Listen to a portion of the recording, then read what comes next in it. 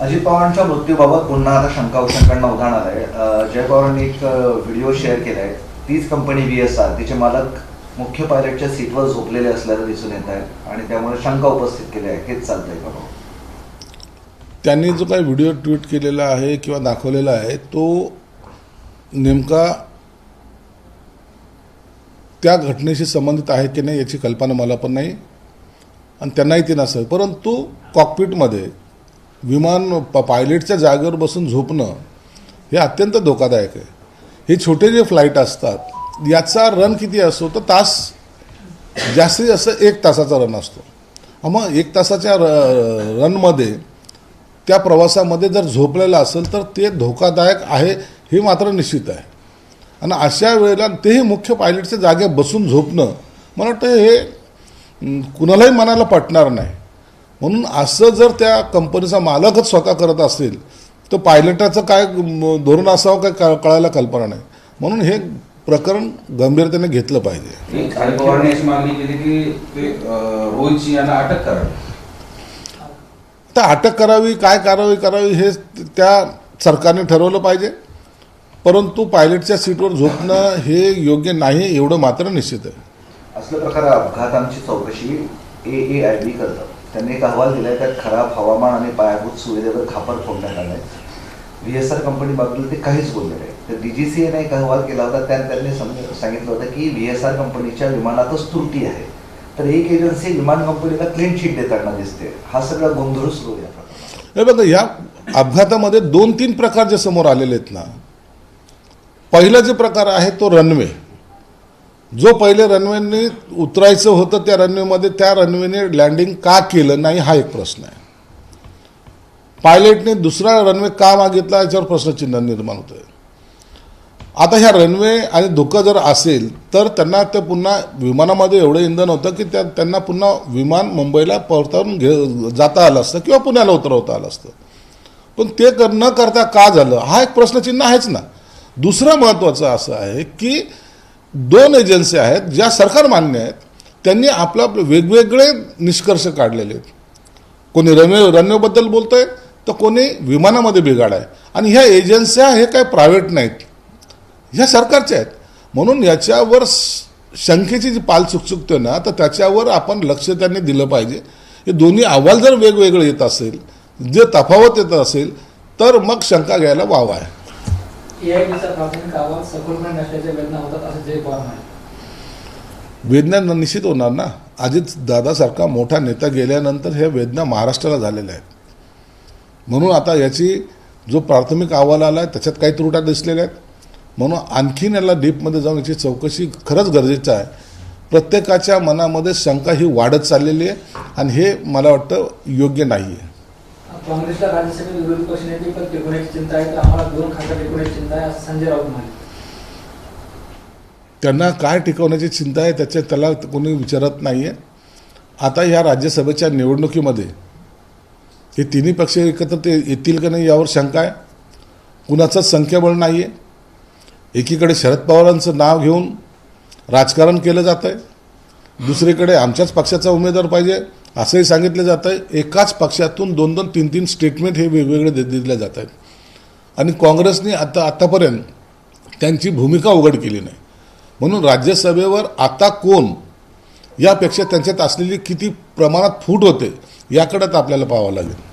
इराणने संकटाच्या काळात भारताला मदत केली त्यामुळे भारताचे पंतप्रधान नरेंद्र मोदी यांनी इराणच्या खोमेनी यांच्या मृत्यूनंतर शोक व्यक्त करायला पाहिजे होता असं संजय राऊत. आता का संजय राऊतचे सल्ला घेऊन आता आंतरराष्ट्रीय युद्ध लढणार का? काय बोलतात हे? नाही तर संजय राऊतला त्या दोघा देशाच्या बॉर्डरवर उभं करायला हाच काहीतरी संदेश देईल तिथून. कोणतं पॉलिसी, कोणती, देश कुठं चाललाय ते आंतरराष्ट्रीय गप्पामध्ये आपल्यासारख्या माणसांनी कशाला नाक खुपसायचं? देशाचा पंतप्रधान मजबूत आहे ना. आता याने फोन करून डोनाल्ड ट्रम्पला सांग म्हणा, नाही तर आता काय कोणतं ते नातेवाईक वित्तो त्यांना सर्वांना सांगत बस. आपलं ऐकतंय कोण ह्याला तरी थोडंसं चान्स असलं पाहिजे ना. डोक्यावर पडल्यासारखं काय स्टेटमेंट करतात हे लोक? जग त्या युद्धाकडे पाहतंय. अख्ख्या जगाचं लक्ष लागलेलं आहे आणि अनेक देश त्यात इन्व्हॉल्व होत आहेत. अशा वेळेला आपल्यासारख्या छोट्या कार्यकर्त्यांनी याच्यावर एवढं मोठं भाष्य करण्याची गरज नाही आहे. तुम्हाला हे आंतरराष्ट्रीय सल्ला देण्यासाठी कोणी जर बोलवलं असेल ना तर तुम्ही द्या. म्हणून अशा या किरकोळ बाबी घेऊन आपल्याच देशाच्या पंतप्रधानांची बदनामी करण्याचा जे काही तुमचा डाव असतो ना किंवा तुमचा रोजची जी ड्युटी आहे ती त्यांनी बजावलेली आहे. गणेश नाईक आणि श्रीकांत शिंदेचा वाद सत्ता संपेना. गणेश नाईक काय बोलतात माहिती आहे तुम्हाला? आता श्रीकांत शिंदे त्यांना असं म्हणाले की तुमच्या महापालिका क्षेत्रातले बिबटे सांभाळा, त्या अंगावर येते, आमच्या वाघाच्या नादी लागू नका. गणेश नाईक हा जाणून बुजून स्वतःचा TRP वाढवण्यासाठी एकनाथ शिंदे साहेब असतील, श्रीकांत शिंदे साहेब असतील यांच्यावर टीका करतोय. महाराष्ट्रामध्ये जे काही बिबट्याने धुमाकूळ घातलेलं आहे त्याच्यावर त्याचं कुठेही भाष्य नाही, कुठेही त्याचं काही कारवाई नाही. खातं सांभाळता न आल्यामुळं त्यांनी फक्त टार्गेट शिंदे साहेब आणि श्रीकांत सारख्या साहेबांना, या वाघांना त्यांनी टार्गेट करायचा प्रयत्न केला. परंतु त्याला त्याच्याच पक्षातून जो प्रचंड विरोध होतोय त्याकडं दुर्लक्ष कसं होईल हा तो पाहतो. म्हणून त्यांनी केलेले घोटाळे आता त्यांच्याच पक्षाचे कार्यकर्ते समोर आणतात. त्याच्यातून वाचण्यासाठी असे बेछूट आरोप त्यांना करायचं थांबवावं. नसता आमच्या नादाला लागलं तर आणखीनही तुमच्याबद्दलची असलेली माहिती ही समोर नक्कीच येईल आणि मग त्या टायमाला बिबट्यापासून ह्यांना दूर पळावं लागेल. संभाजीनगर महापालिकेच्या अतिक्रमणावर तुम्ही परवा मागणी केली होती की जे विरोध करतात त्या सगळ्यांवर कारवाई करायला हवं. आता 14 लोकांवर गुन्हे दाखल केले आहे महापालिकेला, सगळे अन्यायाचेच आहे आणि त्यामुळे ते आक्रमक झाले. आता हा अन्याय खपवून घेणार नाही अशी भूमिका आहे. अन्याय कसला आला? अतिक्रमण काढायला गेलं त्या टायमाला नगरसेवक कोणत्याही पक्षाचा जरी असला तर त्याच्यावर कारवाई झाली पाहिजे, हे नियम आहे. उद्या जर आमच्या पक्षाचे नगरसेवक जरी गेले असते तर त्यांच्यावरही कारवाई झाली असती. म्हणून अतिक्रमणाच्या आड जो कोणी येईल, जो ज्या पक्षाचा असेल त्याच्यावर कारवाई ही केलीच जाईल आणि त्याच्यासाठी आयुक्ताला आमचा पूर्ण पाठिंबा असेल. डॉक्टर,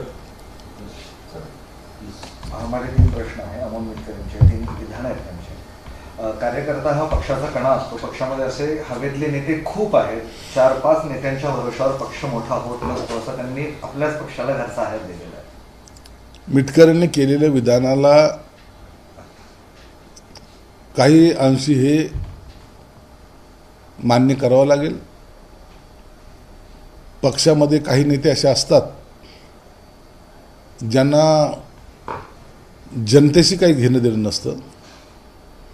ग्राउंड लेवलला ते झिरो असतात.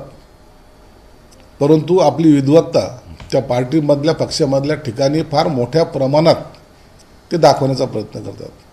म्हणून कार्यकर्त्याचा जाण असलेला नेता जर असेल तर तो पक्ष वाढत जातो. म्हणून मिटकरीने त्या अनुषंगाने त्यांच्याच पक्षातल्या काही नेत्यांबद्दल केलेलं ते विधान आहे. त्यांचाच एक म्हणणं आहे की अपघातानंतर एकालाही प्रश्न विचारला नाही, काय असं झालं. या प्रकरणात जो कोणी आमच्यातला गद्दार असेल त्याला सुरेत्रा वहिनी सोडणार नाहीत, हे लक्षात ठेवावं त्यांनी. तो त्यांच्या पक्षाच्या अंतर्गत प्रश्न आहे. झालेल्या घटनेचं गांभीर्यानं किती लोकांनी घेतलंय हे महाराष्ट्र उघड्या डोळ्यांनी पाहतोय.